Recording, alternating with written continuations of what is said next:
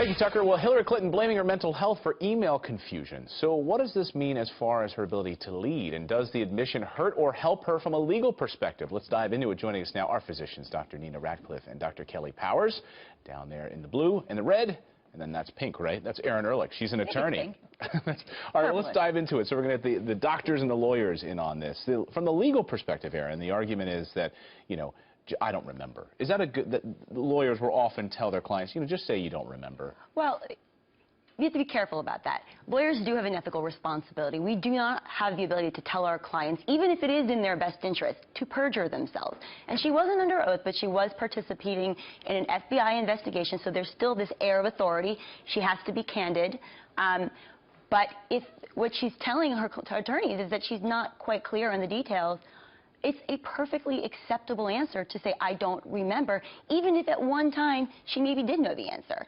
So should this be a concern, her health, right? She says that she didn't remember certain briefings. This is coming out of the FBI, 58 pages, that she didn't remember certain briefings because she was only supposed to be there a few hours a day, according to her doctor.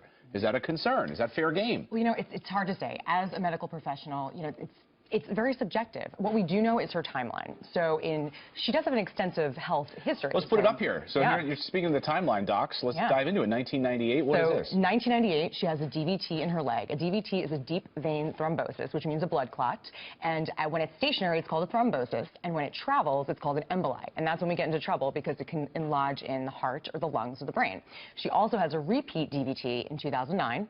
Then in December 2012, December 12th, 2012, is when she fell and had that concussion. And at the end of December, she was getting an MRI, and another blood clot was discovered, this time in her brain, which is called a CVT. Now, the Trump campaign, Dr. Ratcliffe, has called her even brain damaged. Katrina Pearson has come out and called her brain damaged. Is that fair game? Should that be a concern for the American people? All of this timeline that Dr. Powers just went through. Well, I have to go back and say I hope that Secretary Clinton is perfectly healthy, but I do join with other medical professionals, including President Obama's former physician, recommending that she has a complete neurological evaluation. The Office of the Presidency requires tremendous skills. There's tremendous responsibilities, there's tremendous powers, and we want to know that she's completely fit. The public wants to know, and they have a right to know. Well, if I may, I'm not here, obviously, to give medical opinion. I am not a doctor, but I had a concussion maybe in about 2011 or 2012, and I had some ramifications from that throughout that period, but now I'm perfectly able to practice law. I'm here with you guys this morning. But again, I'm not a medical professional. You had one concussion, and you saw that incredible timeline there. I want to dive into some of these. I want to take a look at this email, because here was a message discussing Hillary Clinton's scheduling at the time. This is from Huma Abedin, of course, she's been in the press the past week for unfortunate things. Have you been going over calls with her for tomorrow? Hanley writes, we'll go over with her. Abedin says, it's very important to do that. She's often confused about the schedule.